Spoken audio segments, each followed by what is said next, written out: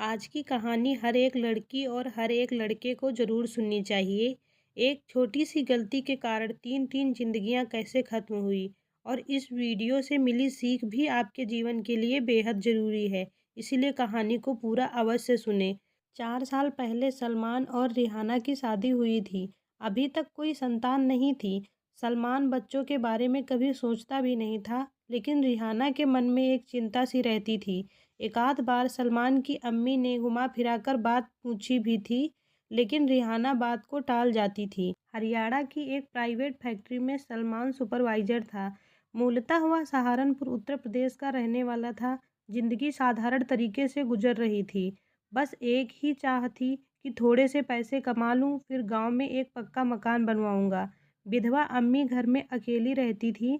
सलमान ने उनसे कहा भी था कि आप भी हमारे साथ हरियाणा चलो, सब साथ मिलकर रहेंगे, लेकिन उसकी अम्मी नहीं मानी।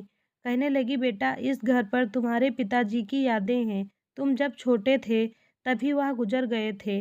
तब से मैंने इसी घर में मेहनत मशक्कत करके तुमको पाला है। मैं यहीं रहूंगी। और फिर जमाना भी तो ठीक नहीं है। जरा सा घर छोड़ो तो जमीन हथियाने वाले लोगों की कमी नहीं है। ऐसे लोग तो इसी ताक में रहते हैं कि कब मौका मिले और बिना आदमी के घर पर कब्जा जमाए। सलमान अम्मी की बात टाल ना सका, लेकिन महीने में एक बार उनसे मिलने जरूर आता था। एक दिन उसने ऑफिस में ही किसी से सुना कि सऊदी अरब की किसी फैक्ट्री में सुपरवाइजर की ज़रूरत है। एक आदमी है, वह 8 लाख लेकर नौकरी, पासपोर्ट, वीज़ा सब चीज़ का जुगाड़ कर देता है।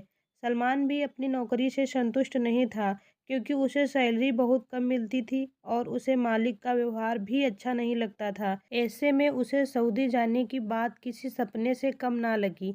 बस पैसे का इंतजाम उसे करना था। घर आकर उसने अपनी पत्नी को सारी बात बताई। पत्नी खुश तो हुई, लेकिन पैसे कहाँ से आएंगे यह सोचकर थोड़ी सी उदास हो गई। दोनों मियाँ बीवी के पास कुल मिलाकर 3 लाख का बंदोबस्त हो पाया। सलमान ने सोचा, अगर मुझे सऊदी जाना है तो पैसे का जुगाड़ 1 हफ्ते के अंदर करना ही होगा। रिहाना और सलमान दोनों ने अपने अपने घर में फ़ोन किया। रिहाना के घर से भी कुल 3 लाख का इंतजाम हुआ और सलमान की अम्मी ने गांव के ही एक व्यक्ति से ब्याज पर 2 लाख रुपए लिए। इस तरह से ससुराल, अम्मी और पत्नी के सहयोग से उसने पैसे जमा किए। खुदा का शुक्र था कि वह आदमी ईमानदार निकला और 1 महीने के भीतर ही सलमान सऊदी को रवाना हुआ। जाते वक्त सबकी आंखें नम थी, क्योंकि तरह तरह की कहानी भी उन लोगों ने सुनी थी सऊदी के बारे में, कि कैसे वहाँ पासपोर्ट वीज़ा छीनकर जबरन काम करवाते हैं। सलमान भी थोड़ा घबराया हुआ था, लेकिन फिर सब कुछ अल्लाह की मर्जी पर छोड़कर वह सऊदी पहुंचा। रिहाना भी हरियाणा से वापस अपने मायके आ गई। मायका और ससुराल पास पास ही था। कुल 5 किलोमीटर का फासला था। कुछ दिन मायके में रहने के बाद वह फिर अपने ससुराल आ गई, लेकिन सलमान के बिना उसे सब कुछ सूना सा लगता था। सोचती, अभी तो गए हैं, वह साल भर से पहले तो नहीं लौटेंगे। लेकिन साल भर का समय उसे किसी युग से कम नहीं लग रहा था। इधर सास भी खूब ताने देती, कहती कि शादी के 4 साल हो गए, लेकिन पोते का मुंह देखने को तरस गई। रिहाना इन बातों को अनसुना करने की कोशिश करती, लेकिन यह बात उसके मन में कांटे की तरह चुभती। पड़ोस की कोई बूढ़ी आंगन में आई नहीं कि उसकी सास का रोना शुरू हो जाता। कहती, कितने अरमानों से सलमान की शादी की थी कि इस घर में भी पोते पोतियों की किलकारियां गूंजेंगी, लेकिन 4 साल गुजर गए, एक बच्चे का मुंह देखने को तरस गई। अल्लाह जाने इसको बच्चा होगा भी या नहीं। मैं तो सलमान को कहती हूँ कि दूसरी शादी कर लो, लेकिन पता नहीं क्यों वह मेरी बात को हंसकर टाल देता है। दूसरी महिलाएं उसकी बात सुनती, थोड़ी सहानुभूति जताती और फिर जाते जाते ढांढस बंधाती कि अल्लाह के घर देर है अंधेर नहीं है, तुम चिंता मत करो बहन, अल्लाह ने चाहा तो ढेर सारे पोते पोतियां तुम्हारे आंगन में आएंगे। हद तो उस दिन हो गई जब एक दिन रिहाना के अब्बा जान बेटी से मिलने आए। औपचारिक बातचीत के बाद जब रिहाना अपने अब्बू के लिए चाय लेकर पहुंची तो देखती है कि सास रोए जा रही है।